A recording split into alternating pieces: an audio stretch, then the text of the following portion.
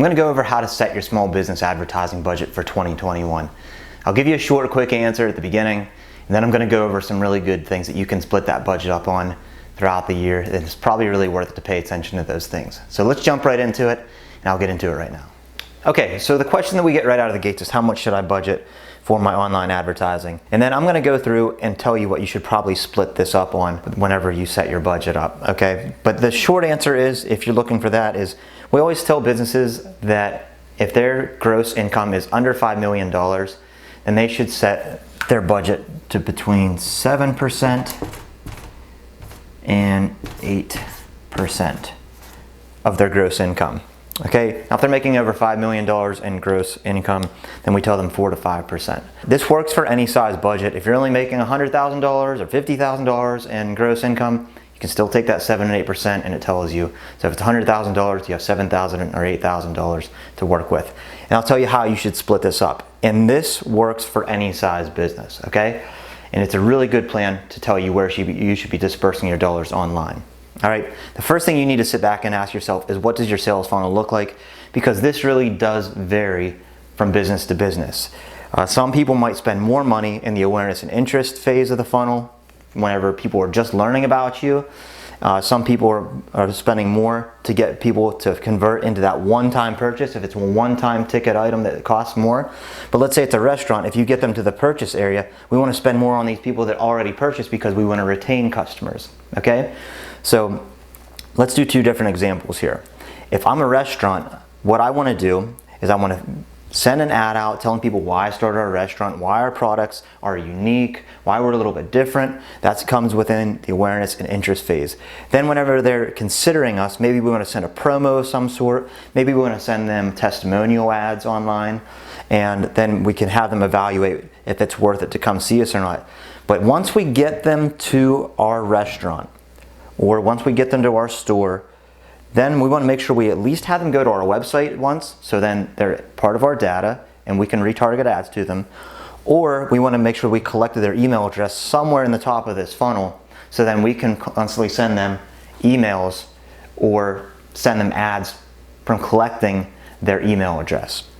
Okay, so a lot more of our budget would go towards people who at least purchase once, so then we can retain customers for a restaurant. Now, let's say that we run a sunglasses company, and what we're trying to do is we're telling people why we started these sunglasses, and then whenever they're considering us, maybe we want to send them a promo of some sort.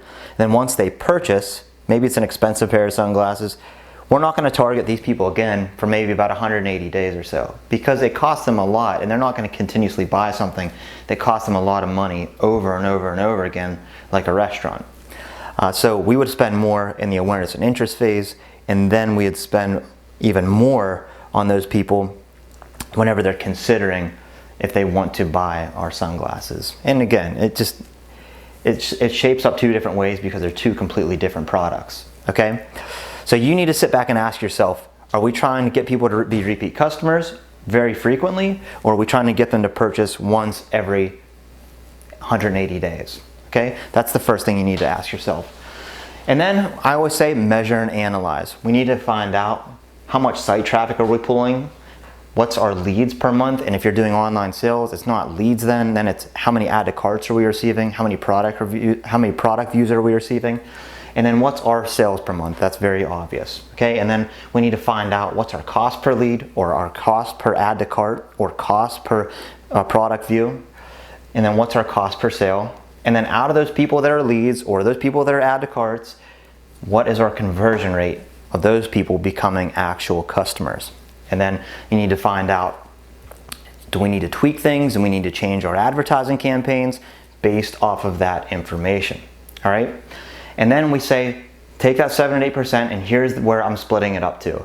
Your website is something that you control, so I always say your website is a great place to invest your advertising budget. Your blogs and your vlogs, I always say vlog now because I feel like everybody's blog should have a video of some sort, not just text, because people like seeing videos. Email marketing, I think it's super important that you collect email addresses throughout this funnel, so then you can send out emails to them.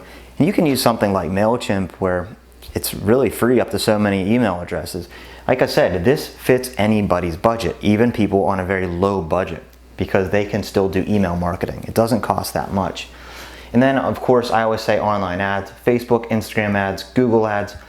And I know people are gonna give me grief about this, but Snapchat and TikTok ads, because they have had a lot of success for a lot of our clients so far.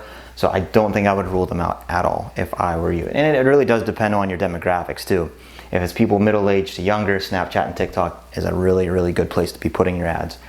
And then I always say promo and contest is a good place to invest, but I say that tongue-in-cheek because there's two different routes you can go whenever you're running promos and contests. One, whenever we run promos for people, we're trying to make sure that we gain good insight and good people that are potential customers through those promos and contests.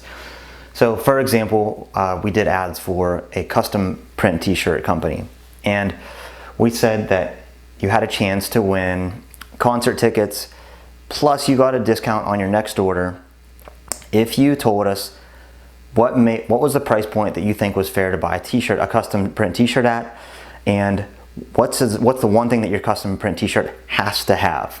So then we're finding people that really do buy custom print t-shirts, and we're also collecting their information, so then we can hit them with emails later or just subliminally advertise to them through online ads like Facebook or Instagram.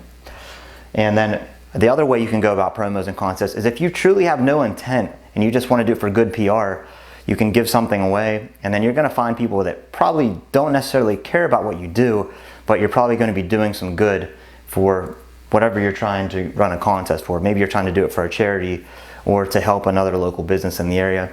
People have done that and they receive a lot of good PR for that. So that's the way you need to look at promos and contests when you're investing into that.